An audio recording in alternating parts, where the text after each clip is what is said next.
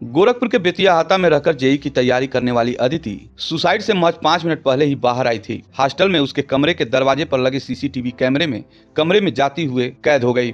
दरवाजा बंद करते हुए नजर आ रही है। उसके कुछ देर बाद ही उसकी रूममेट वहां पहुंची और दरवाजा अंदर से बंद मिला। जब तोड़ा गया तो अदिति फंदे से लटकती मिली थी। इधर अडानी समूह के मुखिया गौतम अडानी भी छात्रा की मौत से आहत नजर आए। उन्होंने सोशल मीडिया प्लेटफॉर्म एक्स पर पोस्ट करते हुए अपना दुख व्यक्त किया। अडानी ने लिखा कि अपेक्षाओं के बोझ तले दबकर एक होनहार बेटी का यूं चले जाना हृदय विदारक है। उन्होंने लिखा कि वह पढ़ाई व जीवन में कई बार असफल हुए, लेकिन जिंदगी ने हर बार नया रास्ता दिखाया।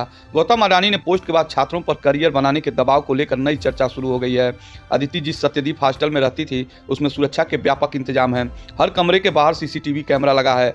बुधवार की दोपहर 12:01 पर अदिति कमरे से बाहर निकली। 1 मिनट बाद ही अंदर जाके दरवाजा बंद करते दिखती है। इसके कुछ देर बाद ही लगभग 12:05 पर उसकी रूममेट वहां पहुंची। दरवाजा खोलने के लिए पहले नॉक किया। जवाब न आने पर दरवाजा पीटने लगी, लेकिन अंदर से कोई रिस्पॉन्स नहीं आया। तब उसने हॉस्टल प्रबंधक को इसकी जानकारी दी। दरवाजा तोड़ा गया तो अदिति अपना जीवन खत्म कर चुकी थी। वह हॉस्टल के कमरा नंबर 86 में रहती थी।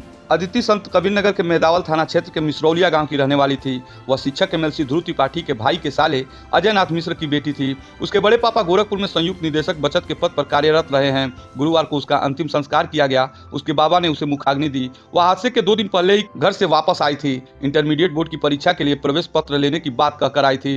इस घटना के बाद हॉस्टल में हर लड़की सहमी सी है। लगभग 10 लड़कियां अपने घर चली गईं। जो छात्राएं वहां रह रही हैं वो एक दूसरे को सांत्वना देती रहीं। सभी की जुबान पर अदिति की ही चर्चा है। वह हॉस्टल की अन्य छात्राओं से बहुत कम घुली मिली थी। अदिति की रूममेट बुधवार की रात दूसरे कमरे में रुकी। जेई मेंस का रिजल्ट आने के बाद अदिति ने अपनी मौसी कल्पना से फोन पर बात की थी। उसने कहा था कि इस बार सफलता नहीं मिली तो क्या हुआ, आगे सिविल सर्विसेज की तैयारी करेगी। मेडिकल कॉलेज के पास रहने वाली उसकी मौसी सूचना मिलने के तुरंत बाद हॉस्टल पहुंच गई और रोते हुए कह रही थी कि यह करने की क्या जरूरत थी। अदिति उर्फ रिमझिम ने सुसाइड नोट में लिखा था कि मम्मी पापा मुझे माफ कर दीजिएगा। 18 साल ही मेरी जिंदगी थी। माता रानी ने इतने दिन के लिए ही भेजा है, लेकिन यह समय मेरे लिए स्वर्ग था। मुझे आप लोगों के रूप में भगवान मिल गए थे। आप रोइएगा मत, मेरी आखिरी इच्छा यही है। आप लोगों के पास तृप्ति है, उसका ख्याल रखिएगा। वो आपके सारे सपने को पूरे करेगी।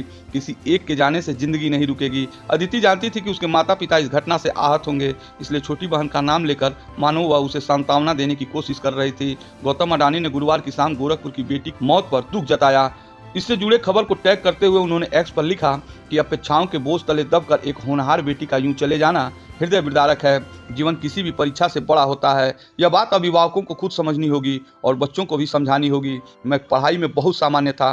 पढ़ाई और जीवन में कई बार असफल भी हुआ, लेकिन हर बार जिंदगी ने नया रास्ता दिखाया। मेरी आपसे भी बस इतनी सी ही विनती है, असफलताओं को कभी आखिरी मंजिल न समझें, क्योंकि जिंदगी हमेशा दूसरा मौका देती है।